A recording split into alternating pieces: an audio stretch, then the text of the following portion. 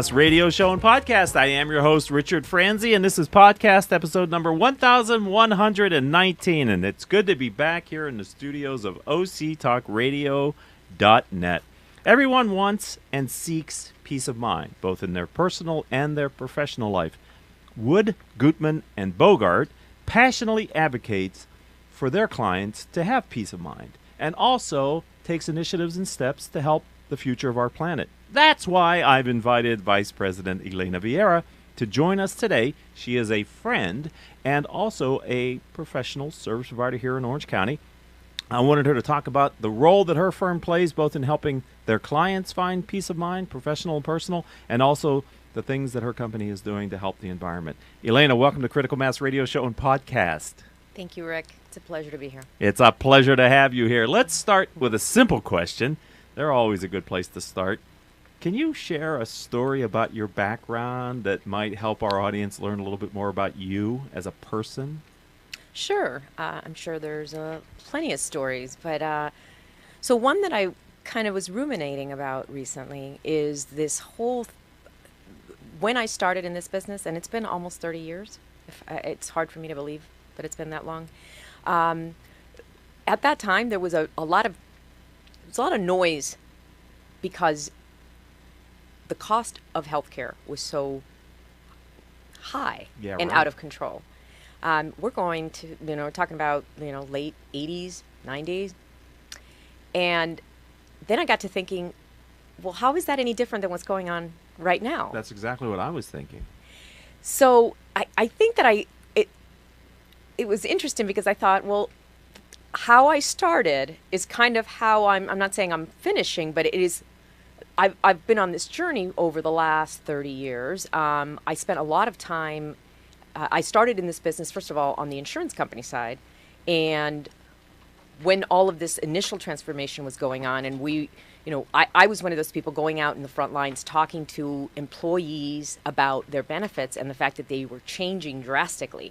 So, you used to have a very high preponderance of PPO plans where people had the freedom to go to any doctor that they wanted, but there was no cost management.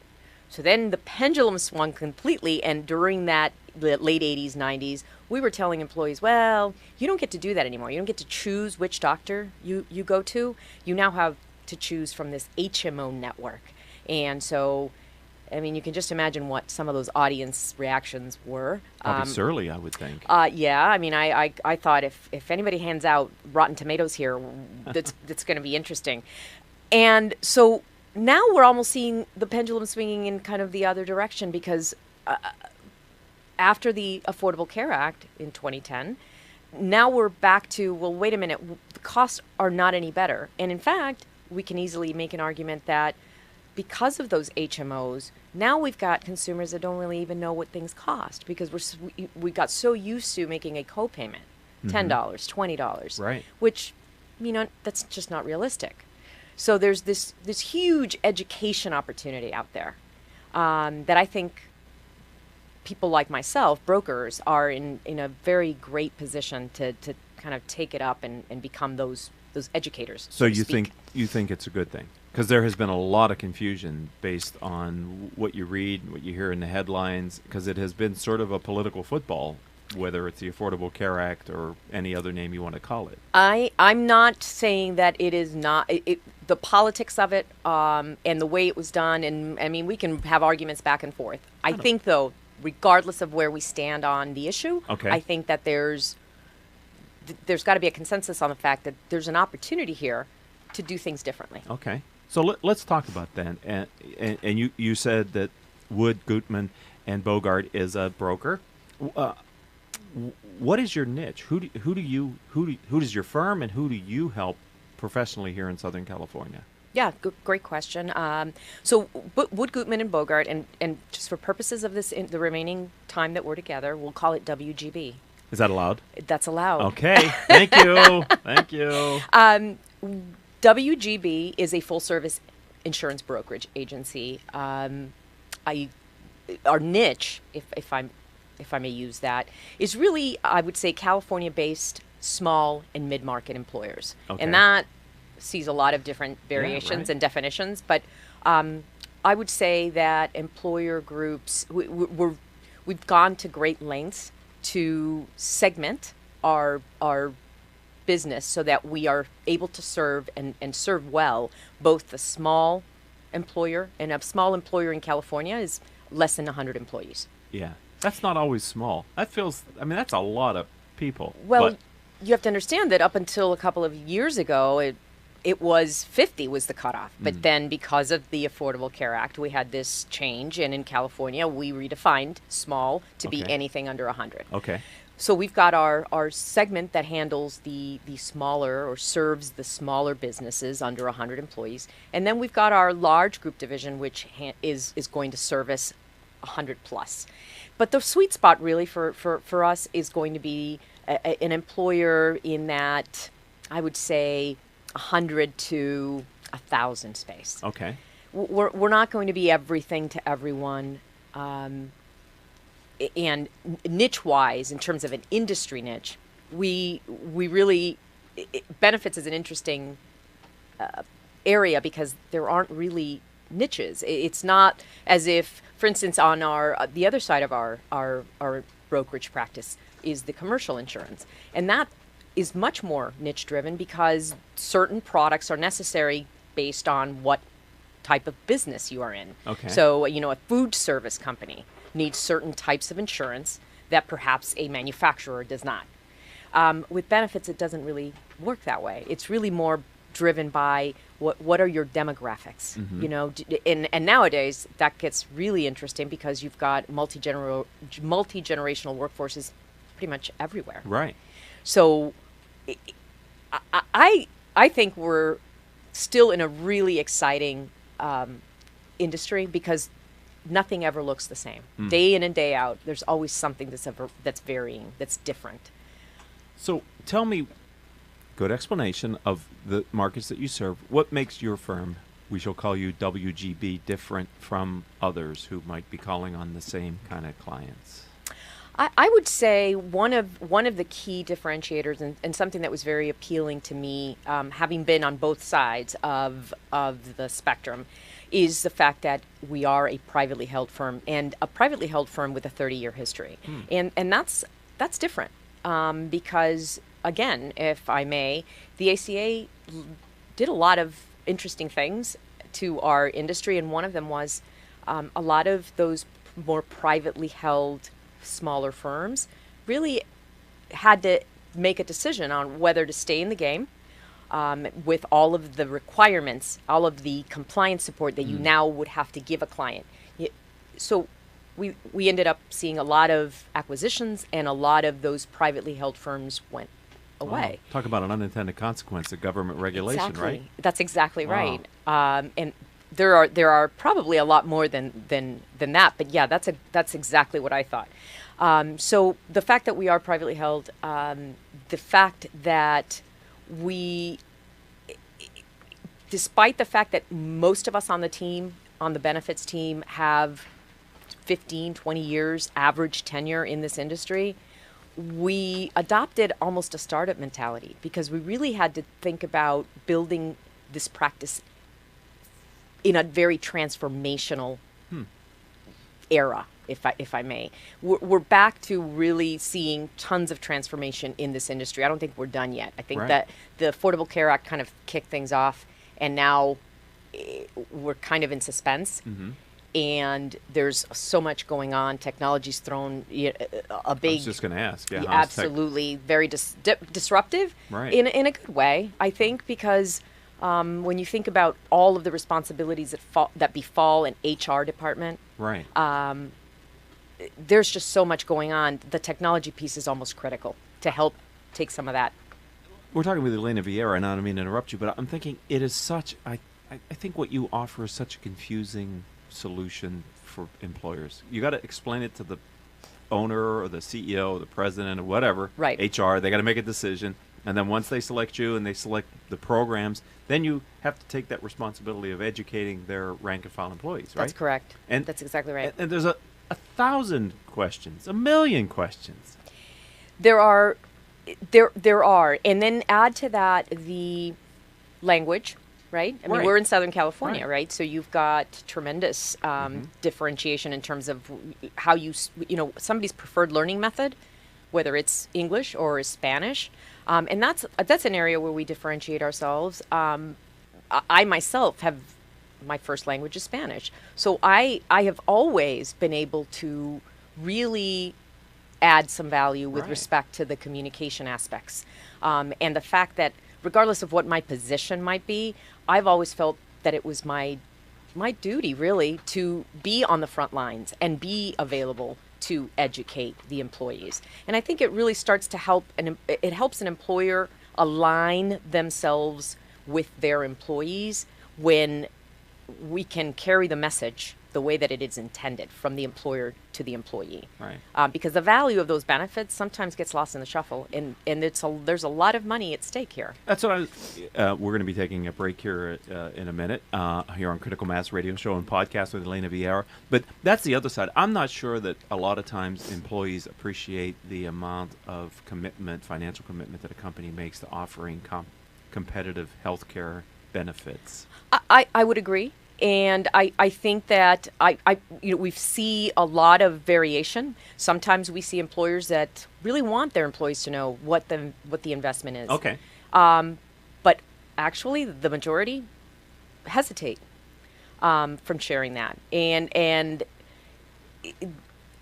our job as brokers, when we are engaged, is to find ways to add that value, to make sure that employees recognize that. And a lot of times it falls on communication. What kind of communication pieces are we putting together? What is that employee touching, feeling, experiencing? Because that really is one of the conduits to understanding or grasping the value of what is being offered to them. Because I think most employees see how much their portion of the contribution is, and they compare it to what they had to pay in previous years, or maybe years ago, right? And they haven't lost that concept that more and more of the cost is being shared by the employees. Oftentimes, they don't know until they leave the employer and then get their continuation rights information, and they see the whopping price tag on that. And that's unfortunately sometimes when they do see it. Right. And this is a significant issue because the healthcare costs are rising and someone's got to pay them. But you made an earlier comment, which I would wish we had more time to dig into, which is this basic disconnection between the consumer and the price of the service that they're paying for. Absolutely. There's no real market there. Like you said, it's the copay versus the full burden cost of that procedure. Well, and industry-wide, we have not done a good job of making the information available. It's very hard. You can read, there's an article almost weekly on the varying costs of services going from one provider to another. Right. So then you add that layer of the lack of transparency, or the lack of how do we get this information to people so that they have access and at their disposal, and it is easy at their fingertips to be able to identify what would it cost me to have knee surgery, and compare it so that within my zip code radius, I know exactly what it would cost if I went to 5 different providers. Because it's not like doing research if you wanted to buy a television.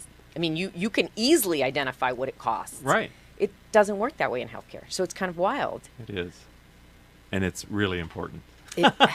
Elena Viera is our guest here on our first segment on the Critical Mass Radio Show. For those of you listening to us live on octalkradio.net, maybe we can come back, talk a little bit more about the complexity in your space and what your firm is doing about it.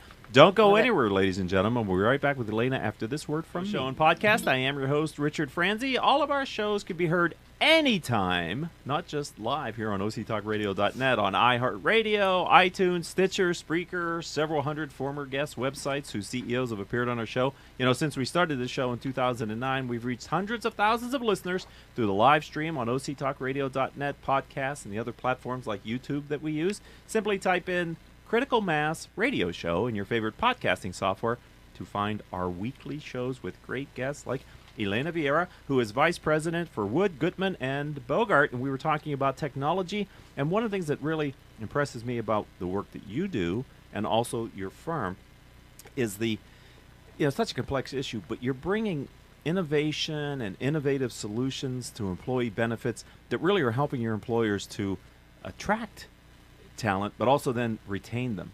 Can you share a little bit about that? Absolutely. Okay.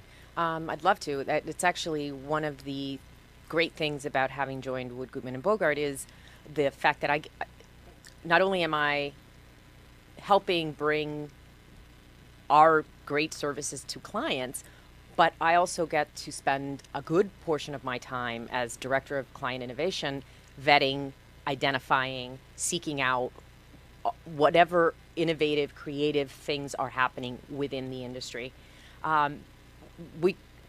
There's no shortage of news about the hardening employment market. Mm-hmm. So recruiting, retaining, I don't think any employer is not dealing with that situation. And so traditionally, the medical insurance, that's the costly part, right? That's the meat of the bottom line when an employer is purchasing health insurance. There's a lot of innovation in that space specifically, but that starts to really take on a real requirement for education. Mm-hmm. And we've got to meet employers where they are. And our clients are not all in the same place on that innovation spectrum. So as much as we want to show them all the bells and whistles and all the great things that are out there, there is that limitation because sometimes we have to make incremental changes. And so some of those incremental changes can be made by adding no cost or low cost solutions that add to the benefits program without adding necessarily to the bottom line. What would be an example of a low cost solution that you could add? So low cost also can be repurposing of Okay. dollars. Okay. So for instance, one of the big things we're seeing to address the student loan Right. issues, right? Right. You've got millennials joining the workforce in droves, and a lot of them have student loan. So a lot of employers are looking at student loan repayment as an employee benefit, where the employer is putting some money, contributing money towards this bank for Right. the employee to help pay off some of those student loans. And that can be what money was maybe being put into a 401k. Okay. Instead, now we're going to use it to kind of help pay off that loan, that student loan. Other things, a lot of financial wellness tools that are cropping up in the market, whether it's apps to help people understand kind of their budget, what retirement options they have, access to coaching, things of that nature. Really that's a really big conversation. We started the wellness discussion talking a lot about the physical wellness Yes. or the well-being Right. of an employee. Let's get you moving. And, Correct. yeah. But we Go to the also understand that it's the whole person that needs to be kind of aligned. Right. And so this financial wellness idea, we're seeing a lot in that area.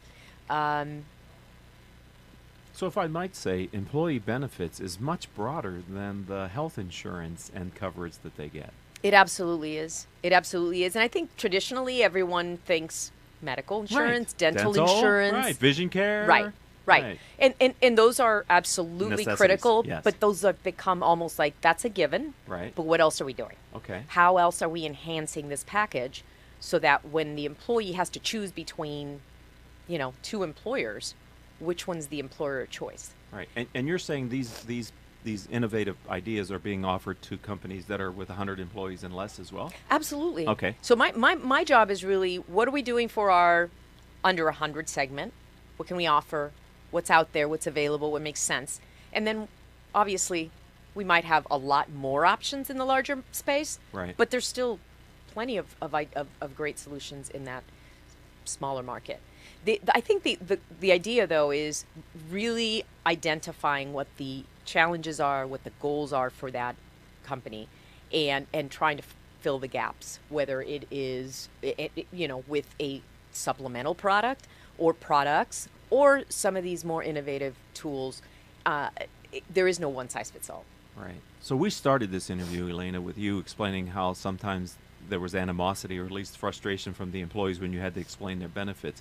I'd like to end it with this idea that when you bring these innovative products, maybe there's also the excitement from the employees with, I would think the tuition piece would be a huge positive seen by employees. Well, all we have to do is look at some of the statistics.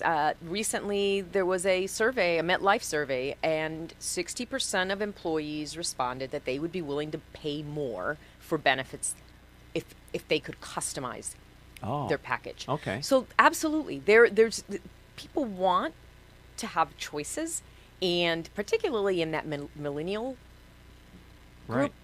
But again, if you've got a multi-generational workforce, you can't just focus all your attention on that on one of those groups, right? Right. So offering a variety of things that are going to trigger goodwill with each of your generations is really the perfect way to handle it. So we mostly have CEOs and business owners that, excuse me, listen to the radio show. Does that customization cost them more? Not necessarily. Not necessarily. Again, one of the things that we're trying to do all the time is we understand the sensitivity because there's already such a big ticket Right. item. So how can we leverage, find solutions and offset costs if there are any? And a lot of times it becomes part of what we're offering as a service. So part of the service may be that for this size client, we are going to subsidize the cost for certain You'll do that? services. Depending on the client, absolutely. So again, these aren't there's no one size fits all Right. when we approach clients. So if someone would like to learn more about you and your brand, how do they find you online? I got a little tickle in my throat. Sorry about that. So email is great. If you want to email me, it's E as in Edward, V as in Victor, IERA at WG as in George, B as in boy, IB as in boy.com. Wow. You want to do that again, please? That was a mouthful. I was trying to keep up, and I wasn't able to keep up, ladies. I'm right across the table from her. LinkedIn is always Okay. a great place to connect with me And how do they find you? on LinkedIn. Yes. I'm going to make you spell your name again. Okay. Elena, ELENA, Viera, V as in Victor, IERA. And so your service area is what?